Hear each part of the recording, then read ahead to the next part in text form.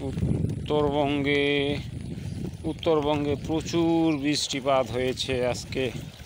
এত জল হয়েছে প্রচুর, সারা রাত 24 ঘন্টা জলের জন্য আজকে প্লাবিত হয়েছে প্রচুর জায়গা, প্রচুর জায়গা। চতুর্দিকে আমি দেখাচ্ছি, দেখুন চতুর্দিকে শুধু জল, থই থই জল। এই দেখুন জল, এত জল প্রচুর পরিমাণে। দেখুন বাড়িটি ডুবে গেছে, চতুর্দিকে শুধু জল জল জল জল।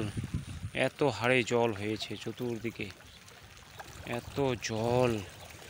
এখনও বৃষ্টি পড়ছে, 24 ঘন্টা থেকে বৃষ্টি শুরু হয়েছে। 24 ঘন্টার বেশি হয়ে গেল, তবুও বৃষ্টি চলছেই।